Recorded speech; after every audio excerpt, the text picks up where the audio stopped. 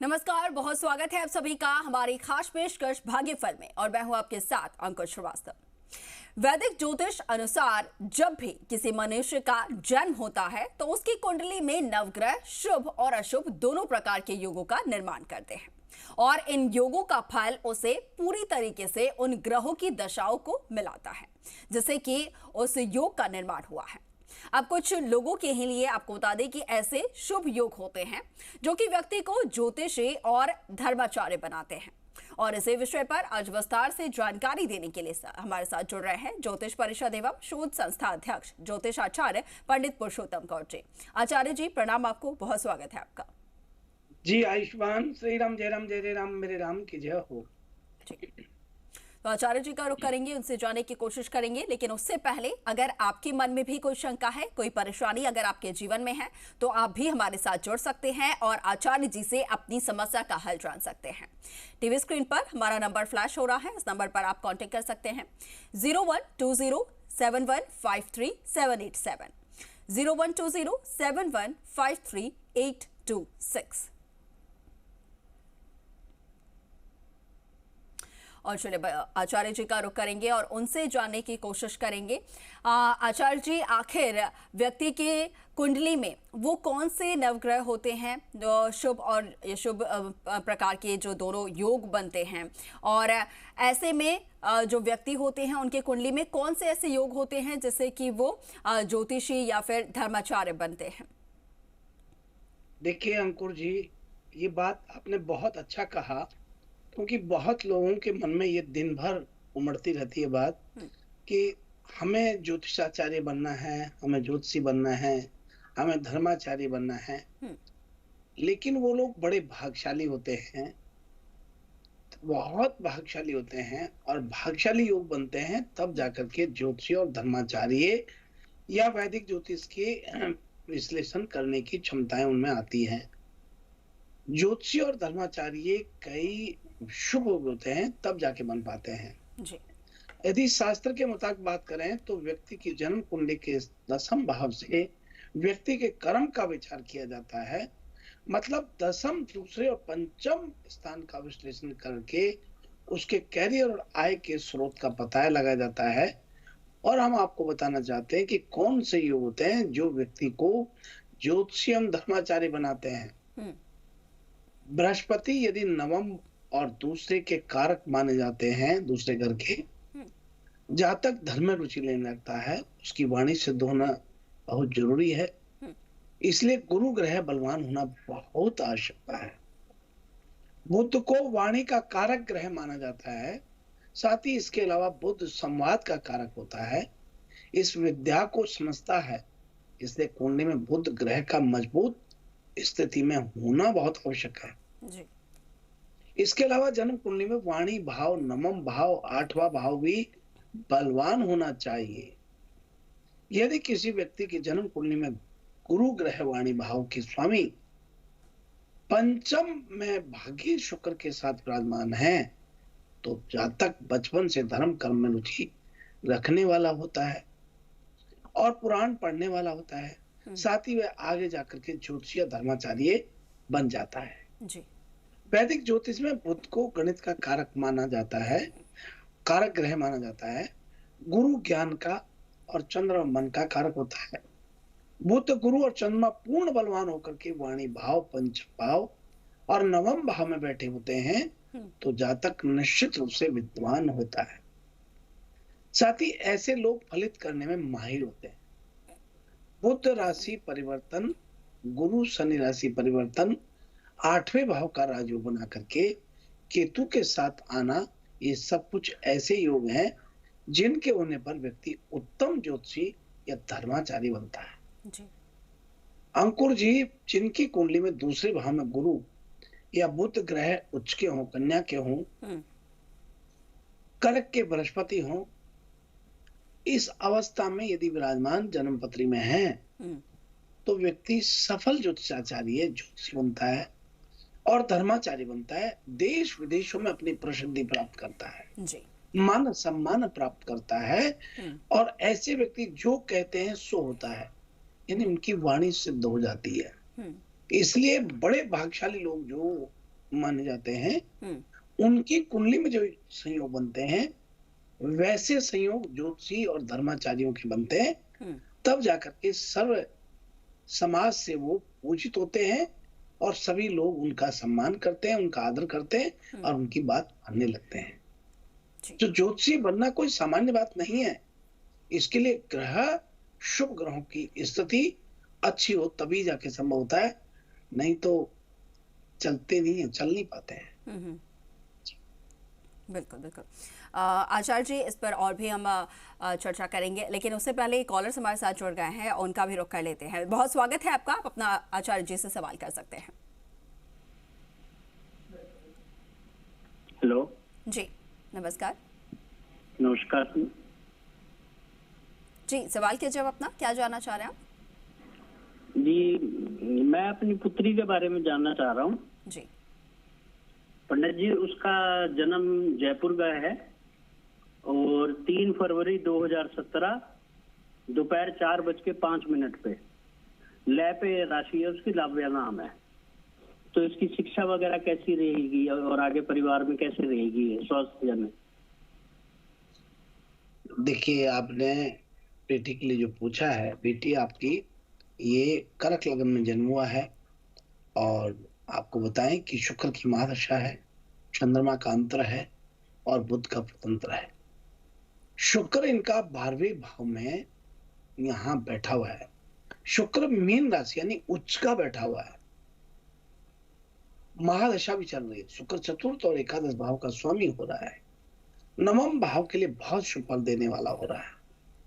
इसलिए भाग्यवश शुक्र जो मीन राशि में है, इनको सर्वाधिक सम्मान के साथ, घर में सुख शांति के साथ तरक्की उन्नति करने का अवसर देगा और ये पढ़ाई में बहुत इंटेलिजेंट रहेगी। और आपको बता दें कि इसकी शादी भी राजा महाराजाओं जैसी होगी।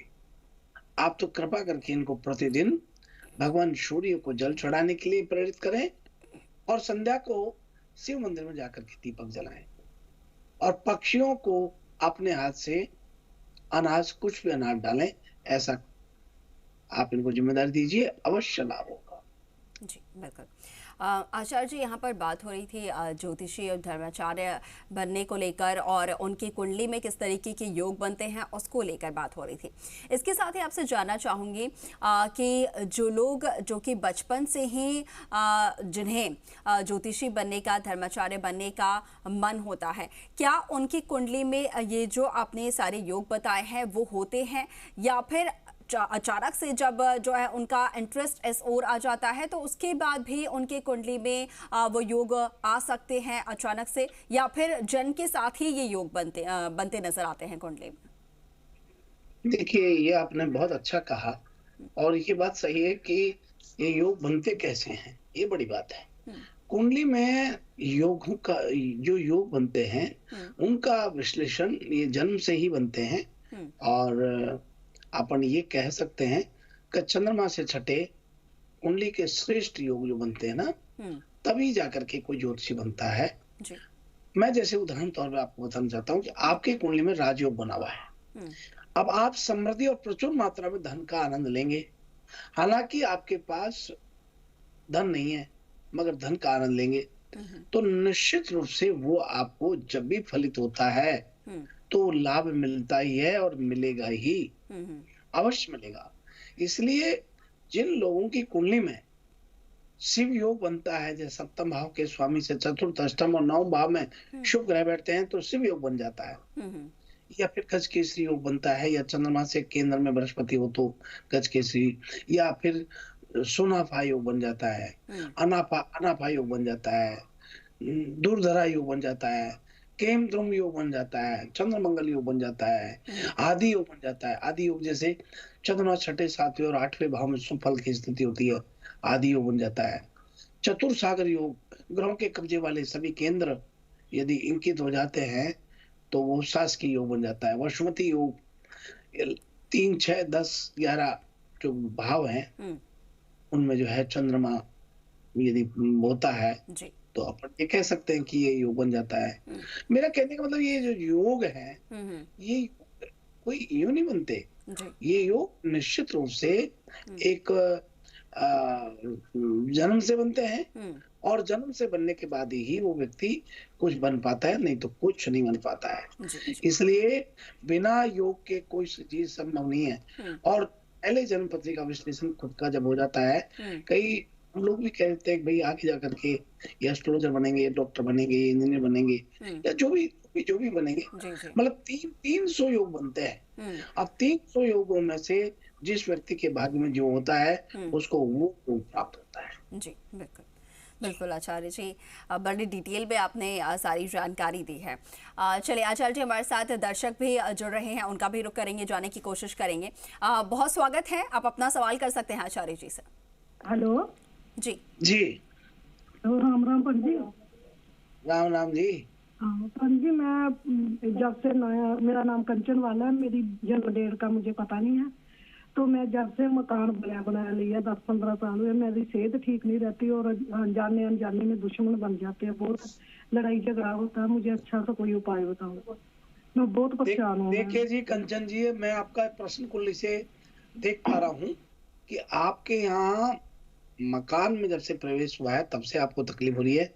इस मकान में साउथ वेस्ट में कोई पानी का गड्ढा या टैंक बना हुआ है। साथ ही इस मकान में आप साउथ वेस्ट में एक वास्तु का पंचरंगा झंडा लगा दीजिए, और घर में गंगा जल गौमूत्र को छिड़कना शुरू कीजिए सुबह की टाइम, और संध्या को गूगल धूप की धुआं कीजिए।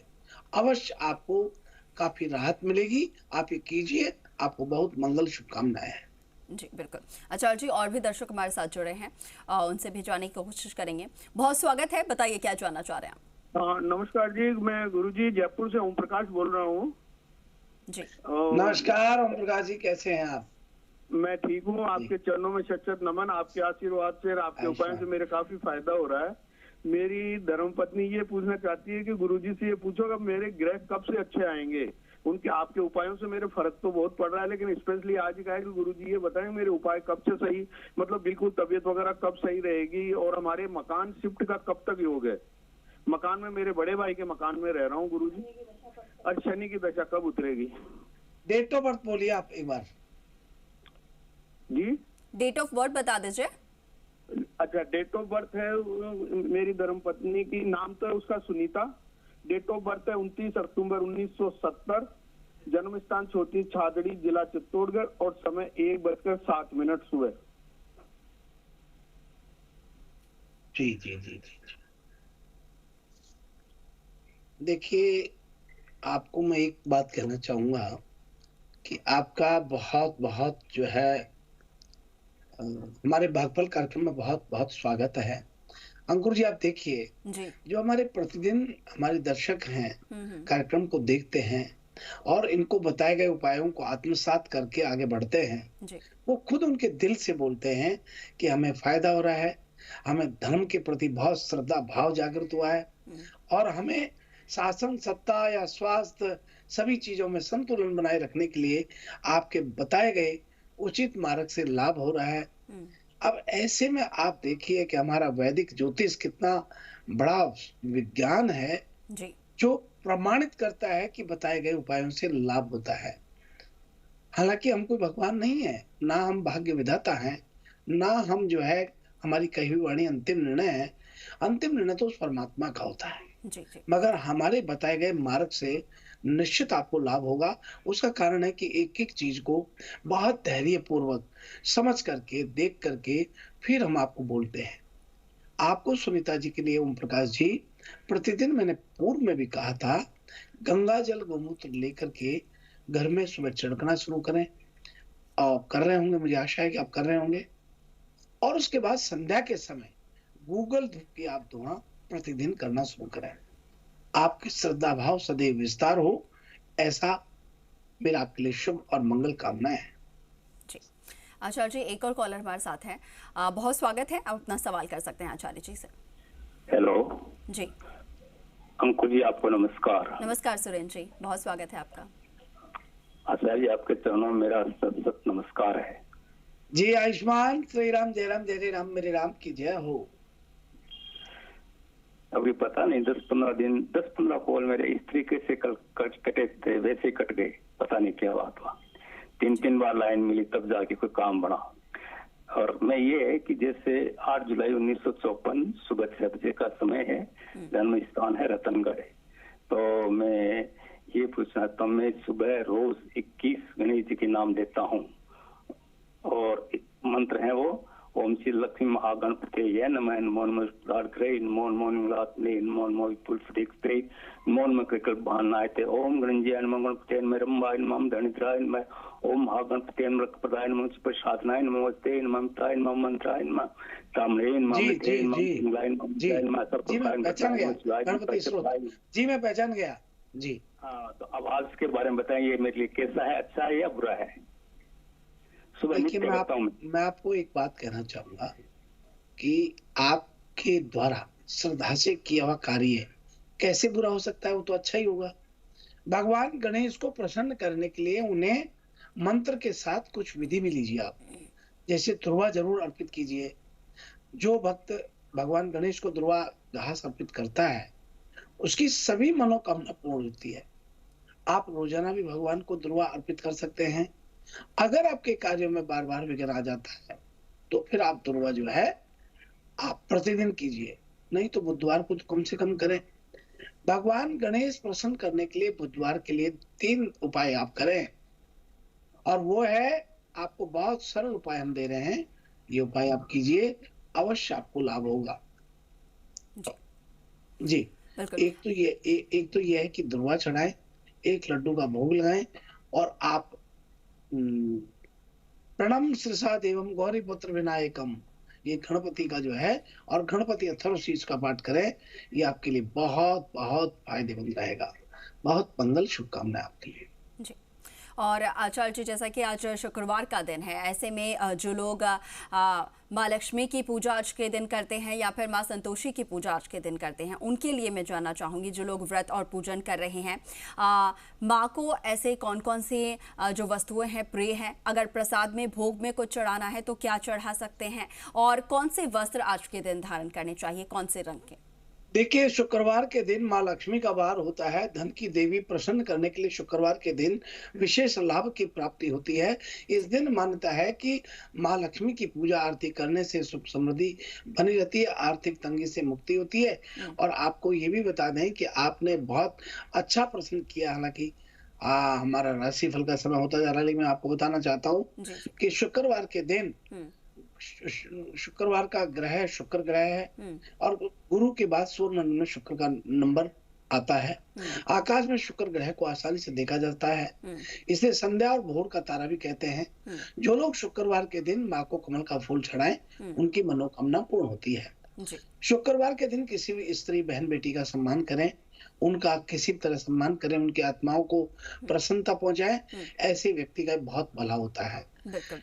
और अनेक प्रकार से मैं ये कहना चाहूंगा, शुक्रवार के दिन लाल चंदन लगाएं, पूर्व उत्तर और ईशान कोण में यात्रा करें, नृत्य कला गायन संगीत आदि रचनात्मक कार्य की शुरुआत करें, आभूषण श्रृंगार संबंधित पदार्थ वस्त्र वाहन आदि का क्रय भी कर सकते हैं। सुको भोग आदि का ये दिन होता है जी।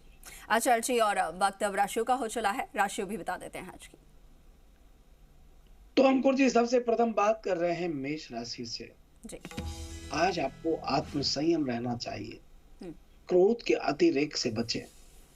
परिवार का साथ आज आपको मिलेगा। आज आपके कारोबार में किसी मित्र का पूर्ण सहयोग आपको प्राप्त होता है। कार्य क्षेत्र में सुधार हो रहा है। आपके जीवन साथी के साथ स्वास्थ्य को लेकर के आप चिंतित रहेंगे। पारिवारिक जीवन आपका सुखमय दिखाई दे रहा है। धर्म के प्रति श्रद्धा भाव आपका जाग रहा है। और अब अगली राशि का रुख करते हैं, वह है वृषभ राशि। आज आपका मन परेशान हो सकता है। परिवार के स्वास्थ्य का ध्यान रखें। व्यर्थ के क्रोध एवं वाद से बचें। मित्रों का साथ आज आपको प्राप्त हो रहा है। आय में वृद्धि होगी। सेहत का ध्यान रखें। कार्य क्षेत्र की स्थिति में सुधार होगा। नौकरी में परिवर्तन की संभावना बन रही है। शैक्षणिक कार्यों में सावधान रहें। पठन पाठन में आपकी रुचि बढ़ रही है। और अब बात कर रहे हैं मिथुन राशि वाले।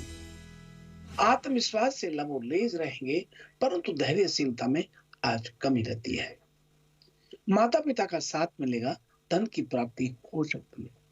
वाणी में मधुरता रहेगी, परंतु संयम बने रहे। खर्च अधिक रहेगा। कुटुंब परिवार में धार्मिक संगति संगीत के कार्यक्रम आज रह सकते हैं। और अब आइए हम बात कर रहे हैं कर्क राशि वाले लोगों की। मन में शांति व प्रसन्नता रहेगी, परंतु पिता का स्वास्थ्य परेशान कर सकता है। शैक्षणिक कार्यों पर ध्यान दें, कठिनाइयां आज आएंगी। कारोबार में वृद्धि होगी, परिश्रम अधिक रहने वाला है। आत्मविश्वास भरपूर रहने वाला है। और अब बात कर रहे हैं सिंह राशि वाले लोगों की। परिवार के साथ किसी धार्मिक स्थान पर जाने का कार्यक्रम आज बन सकता है। मित्रों का सहयोग जरूर मिलेगा। घर परिवार में धार्मिक कार्य होते हुए नजर आ रहे हैं। वस्त्रों पर खर्च बढ़ सकता है। वाणी के प्रभाव में वृद्धि होगी। और अब बात कर रहे हैं कन्या राशि वाले लोग।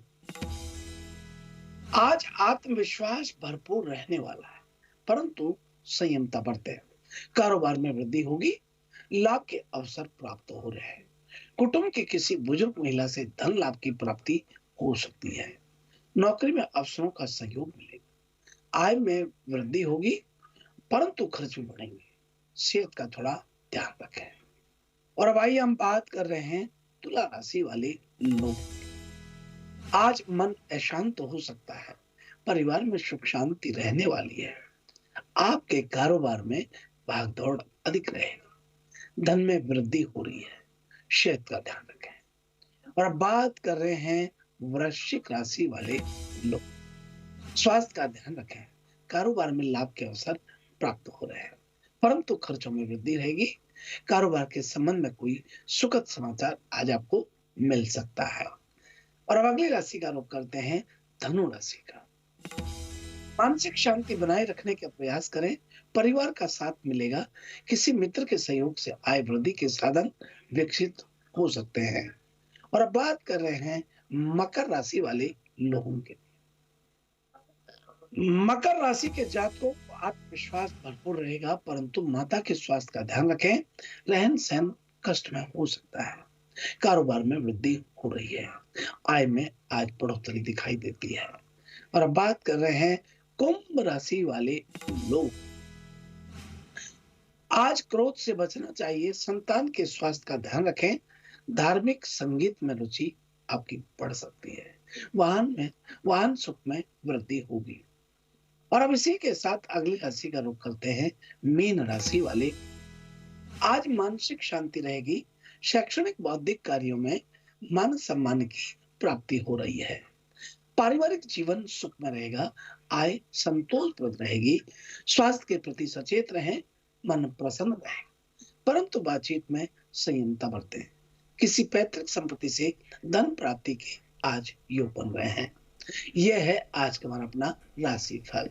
जी बिल्कुल बिल्कुल आचार्य जी, बहुत शुक्रिया आपका हमारे साथ जुड़ने के लिए और तमाम दर्शकों को बताने के लिए आज का उनका दिन कैसा रहने वाला है, क्या कुछ उन्हें आज के दिन करना है और किन चीजों को करने से बचना होगा। बहुत शुक्रिया आपका आचार्य जी। जी शुभ आशीर्वाद, शुभ प्रभात। श्री राम जय राम, जय जय राम, मेरी राम की जय हो। और चलिए इसी के साथ फिलहाल के लिए भाग्यफल में इतना ही, लेकिन आप बने रहें जी राजस्थान के साथ। नमस्कार।